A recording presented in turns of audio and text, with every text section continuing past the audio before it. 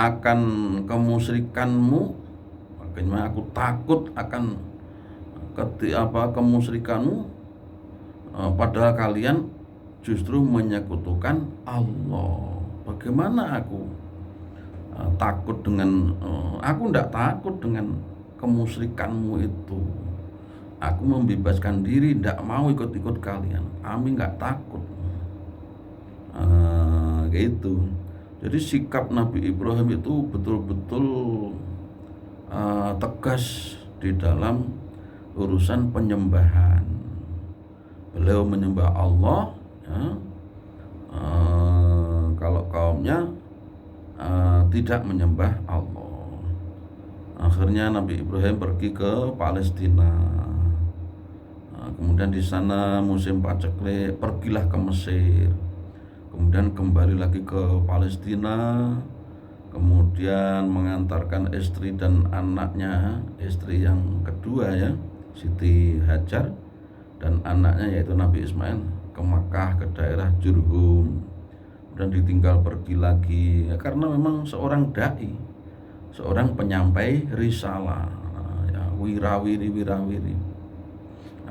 Di sini orang yang percaya akan janji-janji Allah, hatinya akan tenang. Lah itu kan orang sudah beriman kadang-kadang dia nah itu pas lupa.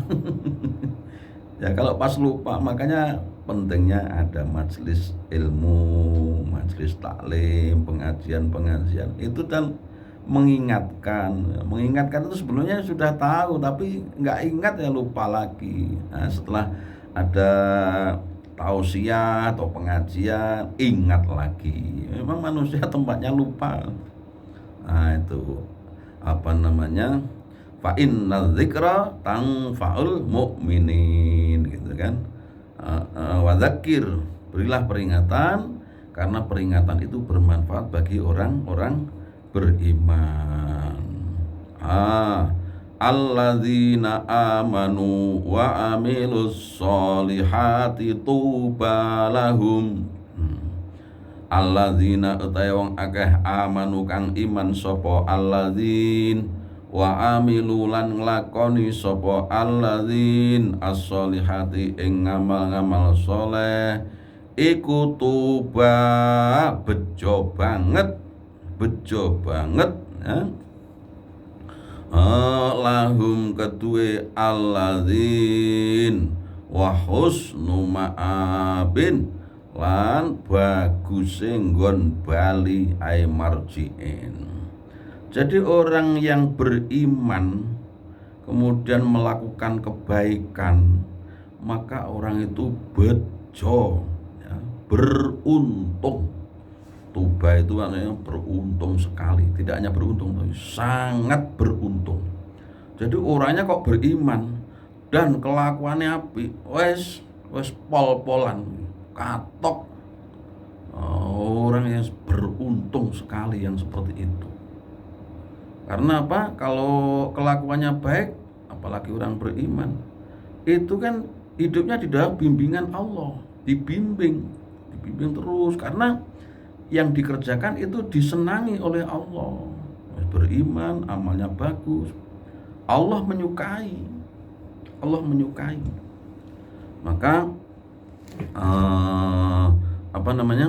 tuba bejo banget, wa husnu ma'ab, dan bagus sekali tempat kembalinya, yaitu surga. Kadzalika kaya mengkono, ai kama tegese kaya barang arsalna kang ngutus sapa ingsun al anbiya ing pira-pira nabi qablaka kang sadurunge sira Muhammad. Arsalna uga ngutus sapa kita, sapa Allah ka ing sira fi ummatin ing dalem umat qad kholat kang wis dingin apa umat min qabliha saking sadurunge umat sapa umamun pira-pira umat. Demikian Muhammad, sebagaimana kami telah mengutus para nabi sebelummu, kami mengutusmu untuk suatu umat, yaitu umat Muhammad. Umat Muhammad ini paling lama sampai hari kiamat, semua umat Muhammad. Litat luwa, gunanya kami mengutusmu Muhammad litat luwa, supaya macaake sira, takroa, supaya maca sapa sira alaihim, macaake alaihim ing ngatasé umat, alladzi kang auhaina kang wis paring wahyu sapa ingsun ilaika maring sira Al-Qur'ana, tegese Quran. Wahum hale utawi wong akeh iku yakfuruna kufur sapa wong akeh birrahmani kelawan ar-Rahman, lawan ya Allah, ndak mau sujud, ndak mau percaya. Itu kami utus kamu untuk mereka supaya kamu membacakan wahyu kami, yaitu Al-Qur'an. Ya, karena Kanjeng Nabi sudah tidak ada, penerus-penerusnya adalah orang-orang yang menjadi ulama, melanjutkan dakwahnya Kanjeng Nabi sallallahu alaihi wasallam. Kul dawuhna sira lahum kedue wong-wong kafir, ya Muhammad he Muhammad, huwa utawi ar-Rahman iku Rabbi pangeran ingsun, la ilaha ora ana pangeran iku maujud illa huwa kejaba dheweke Allah, alaihi ing atase Allah tawakkal tu pasrah sapa ingsun, wa ilaihi lan maring Allah matab nggon bali ingsun. Jadi di antara orang-orang yang memperoleh ketenangan, selalu tenang, itu apa? Itu selalu tawakal kepada Allah.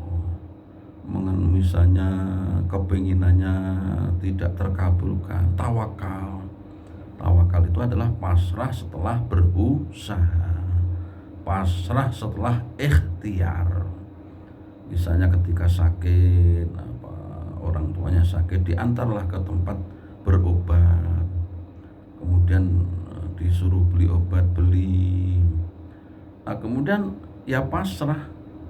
Kok ternyata belum sembuh, ya memang yang menyembuhkan atau yang tidak menyembuhkan hanya Allah. Adapun obat, dokter, rumah sakit itu kan perantara itu ya belum tentu pasti berhasil, belum tentu pasti sembuh, karena yang menyembuhkan adalah Allah, ya. Nabi Ibrahim juga disebut dalam Al-Quran itu kan namanya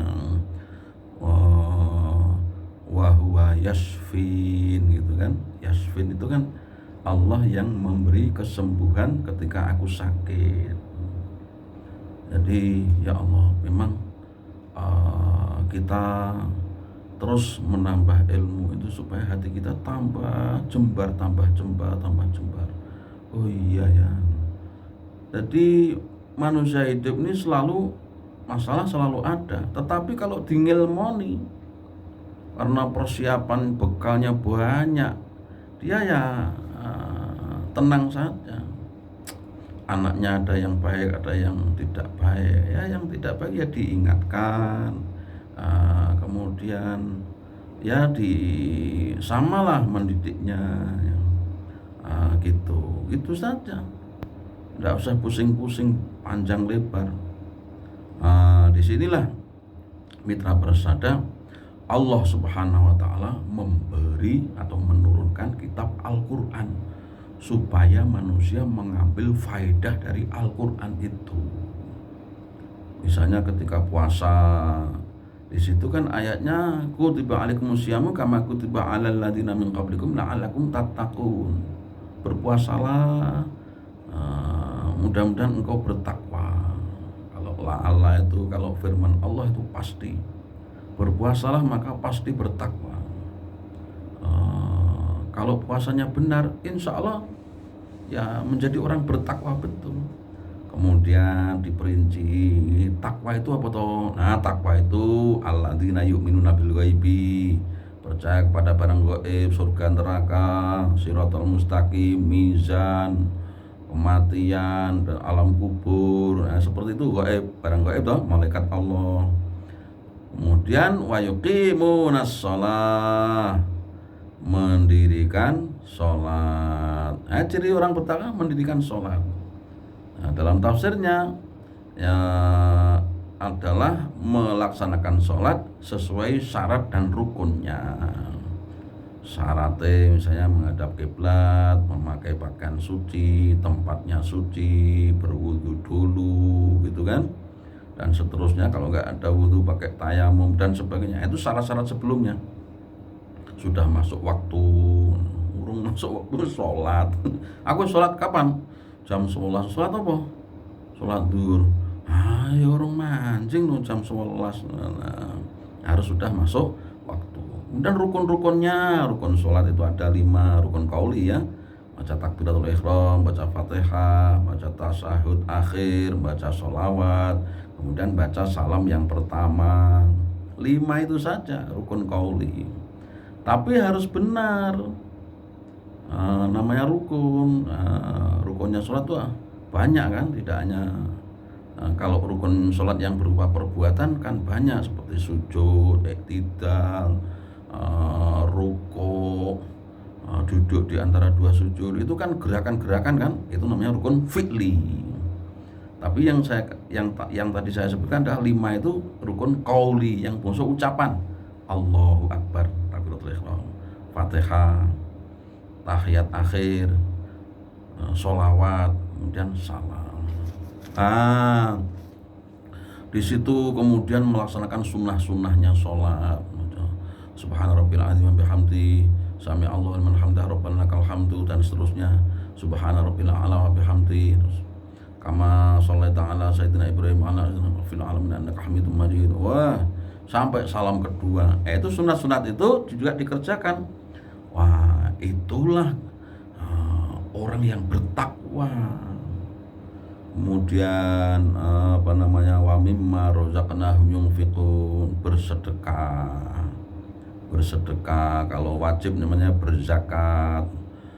Orang yang bertakwa itu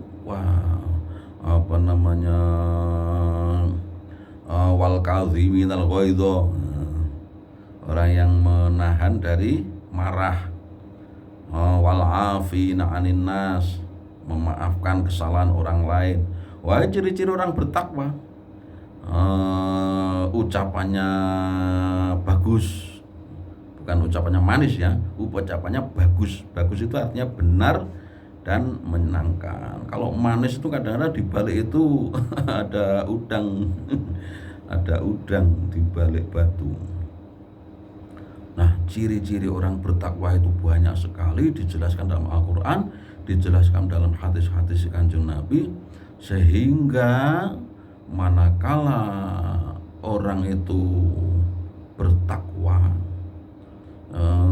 dipaskan itu untuk puasa ya, karena ya dengan puasa itu kan lesannya dijaga, perbuatannya dijaga, sing asale oleh karena puasa ndak boleh, kan menjadi orang bertakwa kan. Kalau di luar puasa mungkin lesannya berani mengucapkan yang ndak boleh, perbuatannya. Kalau puasa maka yang didapat hanya lapar, kalau itu tetap dikerjakan kan, lapar dan haus. Ya sudah gugurlah kewajibannya, tetapi derajat takwanya tidak tinggi-tinggi amat. Karena apa? Puasa dengan tidak dia sama saja. Puasa lambene ya panggah ngono, perbuatannya panggah ngono, hanya ndak makan dan minum saja, ya hanya gugur kewajiban. Maksud Allah memerintahkan puasa itu karena tidak makan tidak minum juga menjaga hal-hal yang membatalkan pahalanya puasa. Akhirnya lesannya bagus, perbuatannya wes pokoknya bersedekah, oh tarawih, baca Al-Quran, banyak kegiatan majelis ilmu. Ya akhirnya termasuk orang yang bertakwa tenan, bertakwa betul. Nah, inilah mitra bersada Allah Subhanahu wa taala menurunkan Al-Quran ini supaya manusia itu bahagia. Bahagia, tidak usah susah-susah amal. Nah, demikian, mudah-mudahan Allah selalu membimbing kita, amin, memberi kita umur yang panjang, sehat, amin ya rabbal alamin. Wallahul muwaffiq ila aqwamit thoriq. Wassalamualaikum warahmatullahi wabarakatuh.